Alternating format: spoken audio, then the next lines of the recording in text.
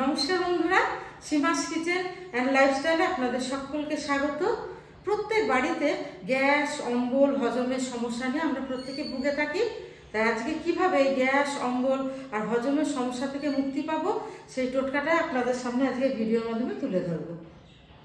এখানে আছে 25 গ্রাম ধনে, এটাকে আমি প্রথমে ভেজে নিচ্ছি 10 সেকেন্ড মতো।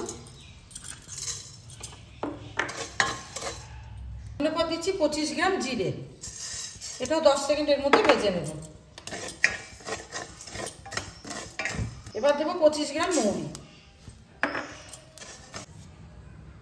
মৌরিটাকে 10 সেকেন্ডের জন্য ভেজে নেব।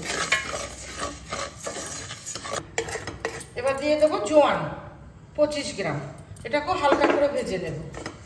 সব মশলাগুলো আমি হালকা করে ভেজে নিচ্ছি। দেখুন বন্ধুরা, ভাজা মশলাগুলো ঠান্ডা হয়ে গেছে, এবার আমি এটাকে গুঁড়ো করে নেব। আর বলে মধ্যে আর একটাও জিনিস দেবো, সেটা হচ্ছে এই যে তাল মিছরি, এটা এর মধ্যে দিয়ে গুঁড়ো করে নেব। তাল মিছরিটা দিয়ে দিলাম। যাদের সুগার আছে, যারা মিষ্টি পছন্দ করেন না, তারা এর পরিবর্তে বিট লবণ দিয়েও এই গুঁড়োটা খেতে পারেন, হজম হবে। 1 গ্লাস জলে 1 চামচ দিয়ে দিলাম সামান্য বিট লবণ।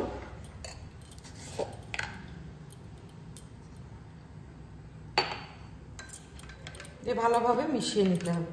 সব রকম মশলা দিয়ে পাউডারটা বানিয়ে রাখবেন। সকালে খালি পেটে একটু উষ্ণ জল এভাবে গ্লাসে করে নেবেন, আর 1 চামচ এর মধ্যে এই পাউডারটা দিয়ে দেবেন। খেলে দেখবেন গ্যাস, অম্বল থেকে তো মুক্তি পাবেন, আর হজমটাও হবে খুব ভালো। ভাস্কর, তুমি একটু খেয়ে বলো তো কেমন লাগছে।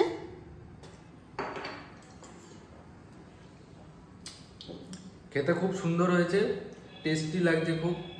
আর আমার মনে হয় পার্সোনালি এর মধ্যে যদি আপনারা একটু লেবু দিয়ে খাবেন আরও ভালো লাগবে। তো আর এটার উপকারিতা তো মা আপনাদেরকে বলেছে, গ্যাস, অম্বল সব কিছু থেকে মানে মুক্তি পাবেন এবং হজম ক্ষমতাটা খুব ভালো থাকবে। তো আপনারা একবার এটা অবশ্যই বাড়িতে এরকম করে ট্রাই করবেন, আপনাদের স্বাস্থ্যের খেয়াল রাখবেন। আজকের ভিডিওটা এখানেই শেষ করছি।